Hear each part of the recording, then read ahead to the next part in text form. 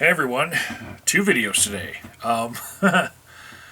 So this video was inspired by a article on Buzzfeed accusing Lawrence Krauss of being a creeper and a whole bunch of untoward acts against women in the atheist community.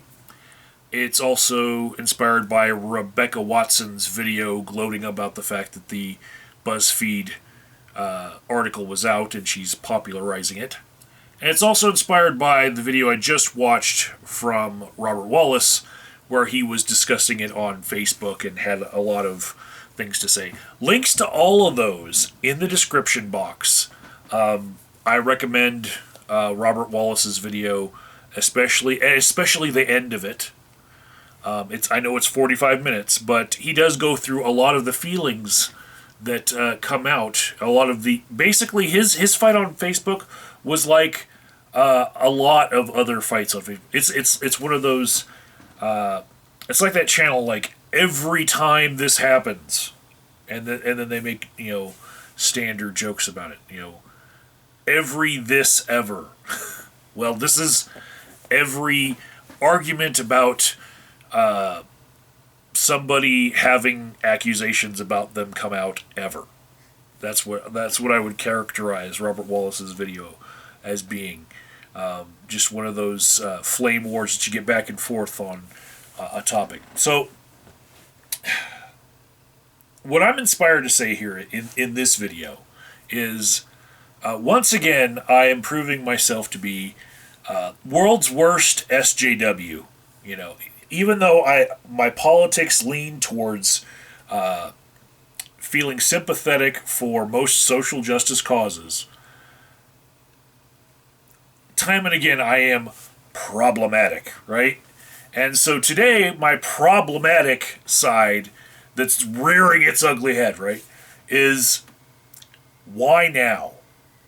Okay? Why now? And this comes out with, any wave of accusations that all hit all at the same time against one celebrity person. Recently, there was the Bill Cosby scandal where, like, a whole bunch of women came out and had different stories about Bill Cosby. And you wonder, like, how could he have such a long career and be known as somebody who helps people out? Fuck, when Martin Luther King did the I Have a Dream speech, guess who paid for the fucking podium? Bill fucking Cosby, right? I don't even know if that's true. I'm just saying. That's how fucking deep into the black community Bill Cosby was when he was accused of all these things. Like, there's so many different charities that he was involved with over his career, so many different people whose star was sent out into space because they got their launch from the rub from his fame, right? And to think that so many people had these accusations and just held on to it for so long until they all could just strike together. Or, like, one accusation was seen by the rest of them, they're all like, now I have the power to come out too. And this wave comes out of all these people like, well, if they're saying it, then I can say it, right? And it emboldens them. This has happened time and again, right? And every time it happens, when a celebrity gets these accusations made about them and then a wave of other accusations happen, somebody inevitably has to make the argument, why now? Why now? Are these people seeking notoriety for themselves? Do they have other intentions? Why is it that they waited so long to bring it up? And of course, their accusations come under scrutiny. And normally I see this as a bad thing, as attacking the victims. Normally I'm like, man, I don't know that I want to go there. But this time, when it involves Lawrence Krauss, I'm going there. I am going there. And here's the biggest reason why. The BuzzFeed article saying that there are a number of different accusations made about Lawrence Krauss protects the names of a lot of the accusers, right? Protects their identity. We can't investigate these accusations any further than Buzzfeed giving us the information, and we just have to take Buzzfeed's word for it. But they do name 3 people in that article whose names I recognize from the atheist community. And maybe you're one of my subscribers who has not been a part of the atheist community for a long time or never was, and you don't have a good working insight as to who's who in the atheist community. But the 3 names that I recognized from that article were Rebecca Watson, of whose video I just leaked below, Jen McCrate, and Melody Hensley. All 3 of these names I recognize as people who have been repeatedly lambasted by shitlords here on YouTube. The shitlord wing, SJWs versus shitlords. People who were prominent names in the feminist wing of the atheist community, such that I have a very hard time buying that all 3 of these women, these 3, were prominent within the niche of the atheist community and then the smaller niche of the feminist community. And they obviously were in the same circles, right? I have a hard time buying that all 3 of them knew about Lawrence Krauss being a creeper and doing untoward things, and they didn't say anything about it for years, right? This is in the context of, during these years, there were stories that came out about Richard Dawkins. How many other high-profile atheists had little stories come out about them? This is after the Michael Shermer accusations of being a creeper, right?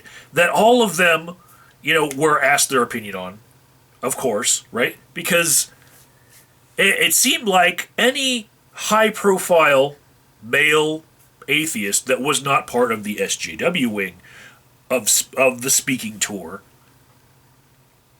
they were having accusations come out about them, right? And if you don't know this, or you've never realized it, I'll just put it this way: the atheism speaking circuit these days is like Pepsi and Coke.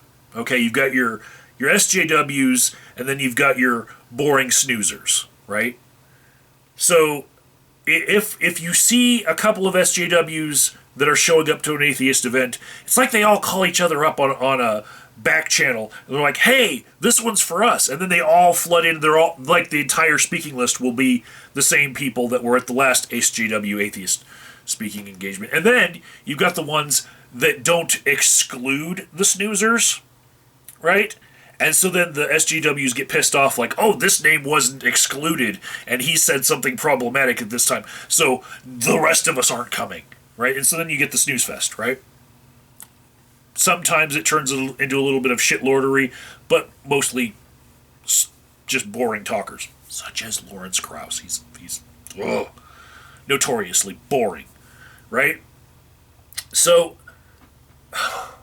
why I am so why now about this, right, is we've got this era that happened where, after Elevator Gate, which involved Rebecca Watson, and I've been triggered by all of the backlash against me by my social media at Melody Hensley, and all that. We had the Richard Dawkins has done this, and this, and Michael Shermer's done this and this and this.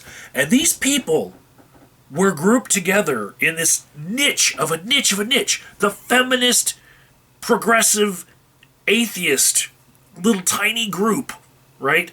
To me, it's impossible to think that they did not talk to one another. In fact, it wouldn't be hard for me to make connections between these three ladies whose names are listed in this BuzzFeed article, to the point of like, oh, having both of your blogs hosted on the same blog aggregator, Free Thought Blogs. To think that they didn't have any discussions with one another about the hardships they've had with men in the atheist community, and then shared lists of which men were bad.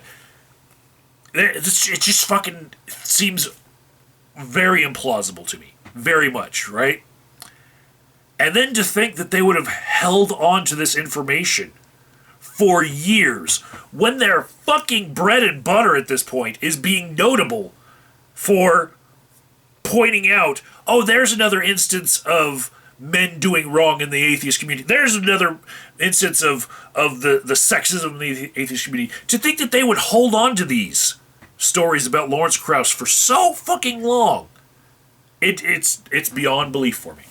Like, I cannot, without better evidence than is listed in this BuzzFeed article, believe any of what's saying. And see, to think that BuzzFeed is the pinnacle of journalism is also like, nah, this is not exactly an unbiased place, right?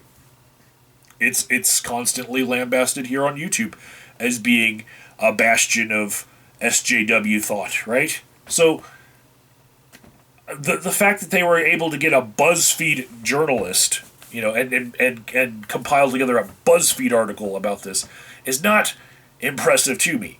Bring in some more unbiased names in this story, a more unbiased journalism, and have this journalist really investigate all of these claims and put together something in a way that I'm able to believe it, and maybe I'll give it another look. But for now, I just have to think that maybe, just maybe, these women who have been talking to each other for years, and have had connections within their little niche of a niche community for years, might be trying to whitewash all of the internet's atheist history of the snoozers, the shitlords, and try to retroactively paint themselves as being the stars of the atheist community, which now has,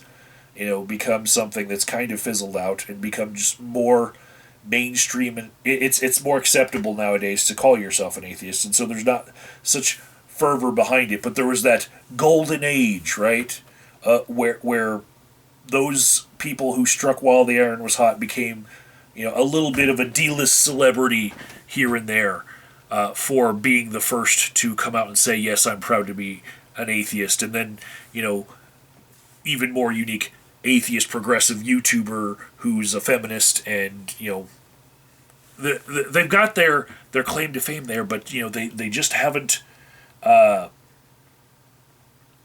haven't solidified themselves in the annals of history. And what it seems like they might be trying to do with each one of these waves of accusations is blindside another person who would have just been more famous than them, with removing them from all wikis related to these topics. With blacklisting them from history. And it's like they're past their prime, right? They're not going to be able to rebuild a legacy. Some of these people, like Dawkins, are close to the end of their life, right? Like Hitchens already being dead. And they just want to highlight all of the accusations and erase their actual contributions to atheism. And the ability that I have right now to say that I'm an atheist here on YouTube and not get slammed for it, those were the real trailblazers. These people that they say have done such horrible things.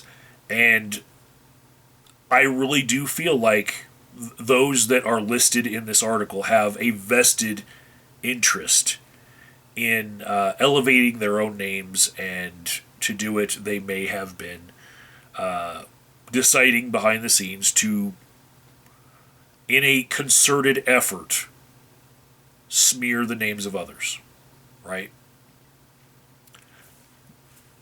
Leave a comment below if you think that these three women, each of them alone or if they shared stories in concert, if you think that they could have held on to a story like this for years without going public with it. After going public with story after story of sexism and shitlordery in the communities that they were in, that they would hold on to this one, right?